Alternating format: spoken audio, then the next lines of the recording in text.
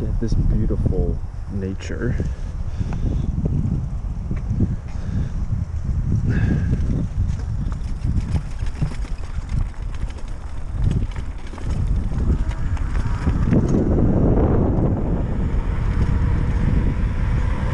Ooh.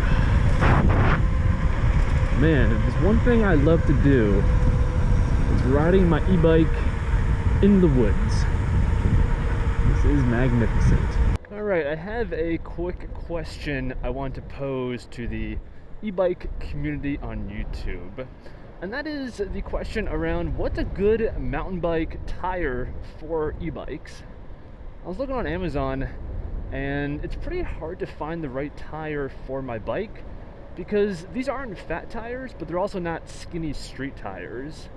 The defaults on this bike are 2.6 inches wide, which I'm a pretty big fan of. Of course, fat tires have their pros and cons. The biggest disadvantage of a 4 and 5 inch fat tire is the extra rolling resistance.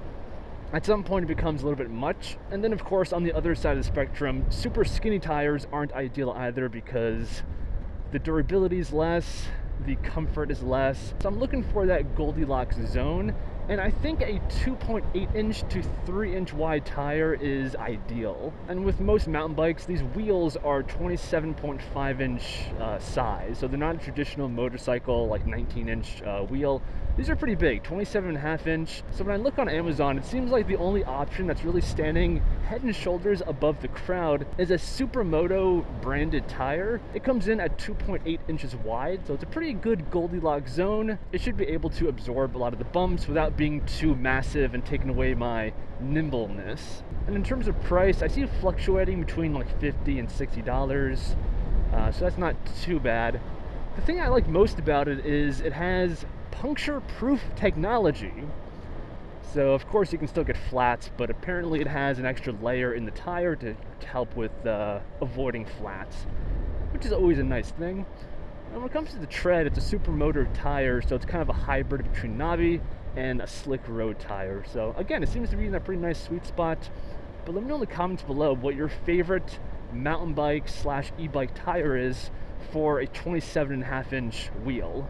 Oh yeah, and I got some exciting news. You guys might remember from a previous video on the channel, my friend Ryan. What a nice guy. He ordered an Onyx RCR and he's waiting on it to show up, obviously. And he got an email a few days ago saying that it's on its way. So hopefully very soon, potentially my next video, will be a comparison of the Onyx RCR versus a custom 72 volt e-bike. Because I have a feeling that the performance is going to be very comparable because they're both 72 volt systems. The hub motor on the Onyx is like, what, 4,000 or 5,000 watts. This is 2,000 watts. So we're going to see if that makes a big difference. And we might do a range test as well, because the default Onyx RCR battery is, I believe, 23 amp hours. And my bike is 20 amp hours. So we're going to see how they compare. And I'll say the biggest advantage my bike has is the weight. So the Onyx RCR is like 150 pounds, and my bike is around 80 pounds if I had to guess.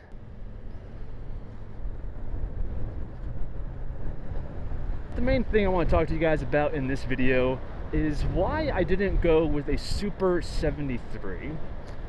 Because of course I have a regular bike that I made this conversion kit on. It's just a standard mountain bike. And it seems like the Super 73 is the closest equivalent. The only one I would consider is the R series, and that begins at $30,000. Now, of course, Super 73 does offer other bikes. They have the S and the Z series, but I wouldn't even consider those because they are not full suspension bikes. And I don't know, my opinion is that full suspension really matters, so that's a huge deal for me. But yeah, like I was saying, so the reason why I didn't go with the Super 73 over this is because it lacks a lot of power. And not only that, I've been seeing a lot of complaints about the hub motor used in the Super 73. I believe recently they did come out with a new hub motor. I think it's called like the V3, and I think the wattage is a little bit more, so it's a bit more powerful, and it should fix the problems with the original hub motors found in Super 73's lineup. I think the major issue with their hub motors is that they use nylon gears, and they're just not super durable, and over time they break down and your bike stops working. And that's kind of a huge deal when you spend thousands of dollars on an e-bike. You want it to work, and when I was researching Super 73, that was an issue that kept popping up. But assuming the new V3 motor fixes all of those issues, I'm still not a huge fan of Super 73, simply because of the lack of power. I believe the top speed of Super 73 is around like 33 miles an hour, and I will admit that's good for 95% of situations, but my bike can hit a top speed of around 41 miles an hour. And right now we're going 30 miles an hour already, so we would be maxing out on the Super 73.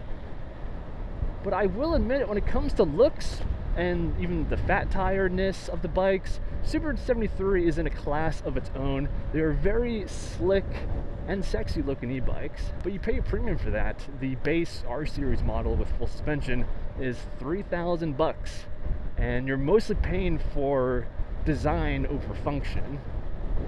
Not to mention, I've heard that the support for Super 73 is also trash. So when you combine that with a potentially faulty hub motor, a high price tag, and shit customer service, it's just not my first choice, personally speaking.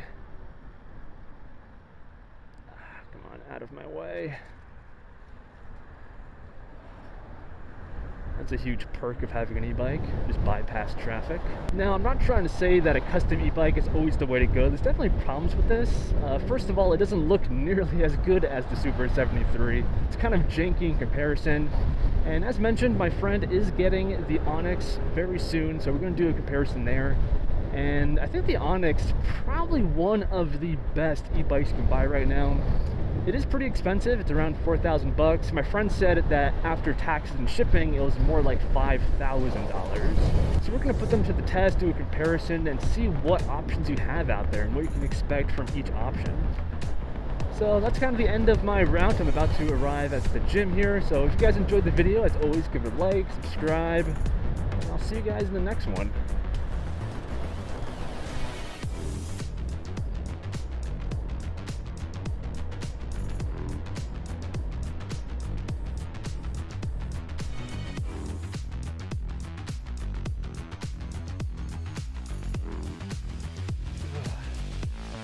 Ooh.